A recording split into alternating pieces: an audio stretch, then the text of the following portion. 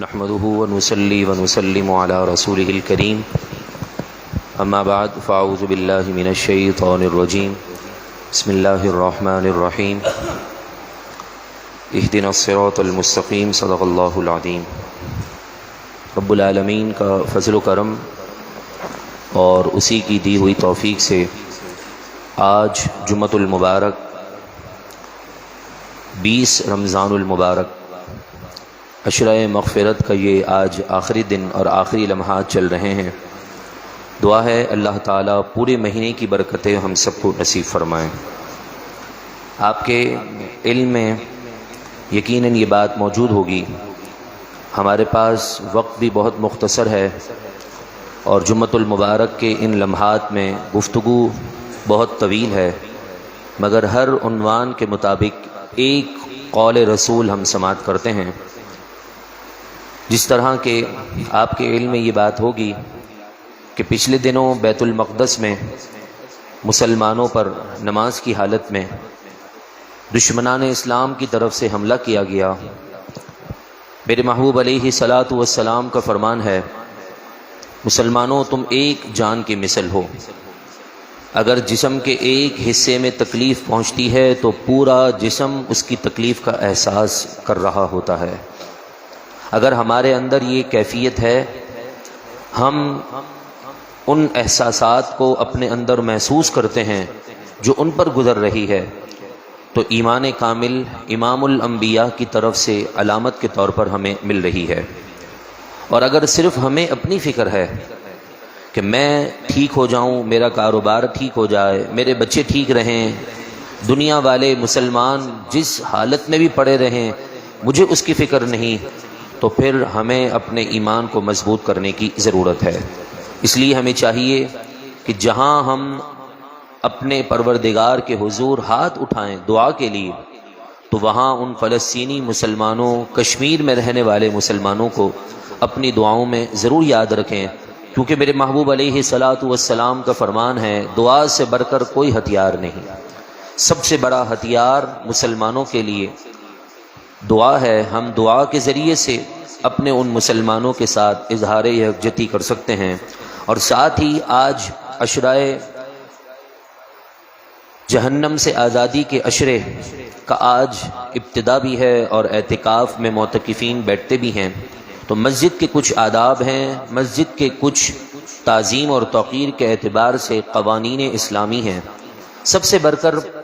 اعتکاف کی نیت اللہ اور اس کے رسول کی رضا ہونی چاہیے، اور مقصد یہ ہو کہ میں اعتکاف میں بیٹھا ہوں، اور اعتکاف عربی لفظ اور عربی ڈکشنری میں اگر اعتکاف کا معنی دیکھیں تو معنی ہوتا ہے دھرنا دینا، بیٹھ جانا، کسی کے آگے اپنی بات منوا کر اٹھنا، اسے اعتکاف کہتے ہیں۔ یعنی معتکف دھرنا دینے والا، بیٹھ جانے والا، اس نیت سے بیٹھے کہ جب تک میرا رب راضی نہیں ہوگا میں اس مسجد سے باہر نہیں نکلوں گا۔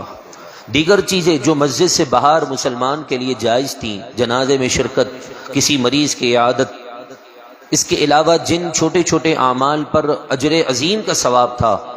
معتکف ان چیزوں کو استعمال تو نہیں کر سکتا، ان اعمال میں اپنے آپ کو پیش تو نہیں کر سکتا، مگر اعتکاف کی برکت سے اللہ تبارک و تعالی ان تمام نفلی عبادات کا ثواب اس معتکف کو عطا فرما دیتا ہے۔ خود عقائد و جہاں صلی اللہ تعالی علیہ وسلم اعتکاف میں اپنے آپ کو اتنا مشغول کرتے تھے کہ ابھی اسلام اور ابتدائے وحی بھی ہوئی نہیں ہے کہ رمضان المبارک کا ایام ہے، میرے محبوب غار حرا میں جا کر آخری 10 دنوں کا اعتکاف کر رہے ہیں، اور 27 رمضان المبارک کی رات حضرت جبریل میرے رب کا پیغام لے کر اترتے ہیں اور کہتے ہیں اقرأ بسم ربک الذی خلق۔ میرے محبوب کو اعتکاف اتنا پسند ہے، اور اعتکاف رسول اللہ علیہ الصلاۃ والسلام کی شریعت میں مسنون نہیں ہوا، بلکہ قرآن مجید فرقان حمید پہلا پارہ ہے، اللہ کا کلام ارشاد فرماتا ہے وَعَهِدْنَا إِلَىٰ إِبْرَاهِيمَ وَإِسْمَاعِيلَ،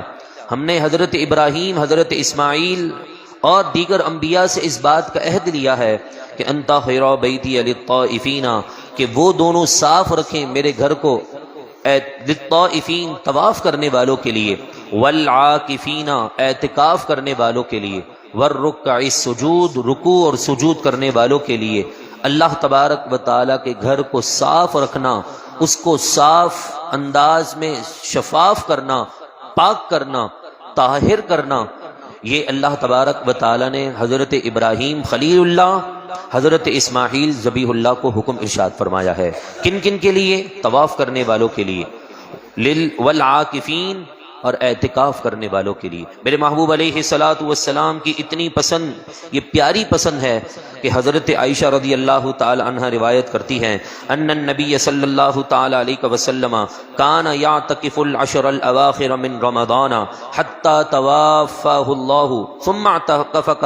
ازواجہ من بعدہ، کہ رسول اللہ صلی اللہ علیہ وسلم اپنی ساری زندگی رمضان المبارک کے آخری عشرے کا اعتکاف مسجد میں کرتے تھے۔ اس سنت کو زندہ کرنے کے لیے جب میرے محبوب اس دنیا سے چلے گئے، ظاہری پردہ فرما گئے، تو ثم اعتکف ازواجہ،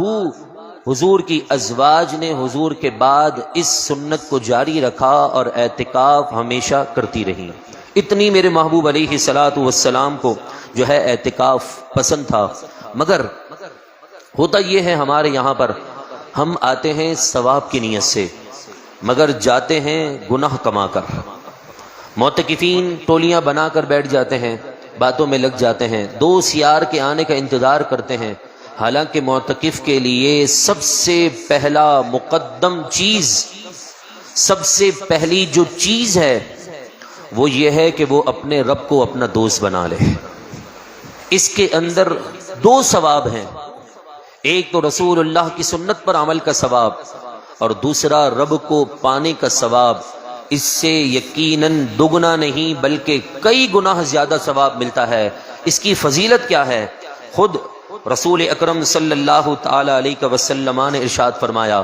حضرت امام حسین رضی اللہ تعالی عنہ روایت کرتے ہیں کہ میرے نانا جان یہ بات اکثر فرمایا کرتے تھے کہ من اعتکف عشرا فی رمضان، جس نے رمضان کے مہینے میں آخری 10 دن کا اعتکاف کیا، کانا کا حجینی و عمرتینی، اللہ تعالیٰ اسے 2 حج اور 2 عمرے کا ثواب عطا فرماتا ہے۔ 2 حج، آج گورنمنٹ کا حج بھی تقریباً 4-4.5 لاکھ روپے کا ہے، یعنی 5 لاکھ بھی اگر انسان اپنے اوپر خرچ کرے، نارمل حج کرے تو 1 حج بنتا ہے۔ 2 حج 10 لاکھ، عمرہ 3 لاکھ کے قریب چل رہا ہے، یعنی 16 لاکھ اللہ کی راہ میں خرچ کرنے کا ثواب انسان کو ان 10 دنوں میں وہ حاصل کر سکتا ہے۔ مگر کون سا؟ جو اس نیت سے بیٹھے کہ میں بیٹھ تو گیا ہوں مگر اب اٹھوں گا اس وقت جب میرے رب کی رضا میرے لیے میری زندگی میں مقدر بن جائے گی۔ اللہ والے اعتکاف کرتے تھے تو مسجد میں اپنے آپ کو مصروف کر دیتے تھے، اس قدر مصروف کرتے تھے، اور یہ نیت تھی کہ اٹھنا اس وقت تک نہیں ہے جب تک رب کی جانب سے بخشش کا پروانہ نہ مل جائے۔ اس لیے ہمارے اللہ والے جب مسجد میں آ کر اعتکاف کرتے، رب کو پانے کی کوششیں کرتے، اعتکاف میں مصروف ہو جاتے، تو چاند رات آنے سے پہلے غیبی اشاروں کے ساتھ اللہ تعالیٰ کی رضا ان کے لیے شامل حال ہو جایا کرتی تھی۔ ہماری زندگی کا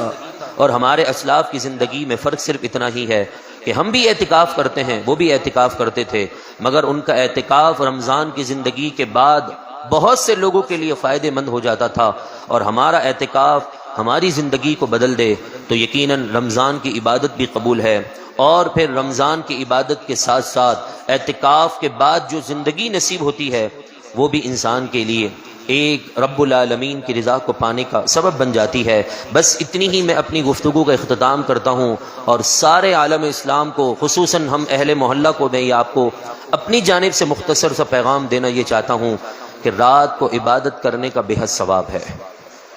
رات کو اگر انسان سو کر اٹھے، اچھی طرح وضو کرے، اور پھر جب وہ اللہ اکبر کہہ کر نیت باندھتا ہے، چاہے صلاۃ اللیل ہو یا نماز تہجد ہو، سورہ مزمل کی تفسیر کی آیتوں میں میرے رب کے اس اقوال کے اندر، اس تفسیر کے اندر ایک قول یہ ملتا ہے کہ اس بندے کو کہ جس نے رات کے آخری حصے میں قیام کیا، عبادت کی، نمازیں پڑھی، تلاوت کی، میرا رب اس عمل کو دیکھ کر فرشتوں کے درمیان مسکرا کر فرماتا ہے یہی میرا بندہ ہے۔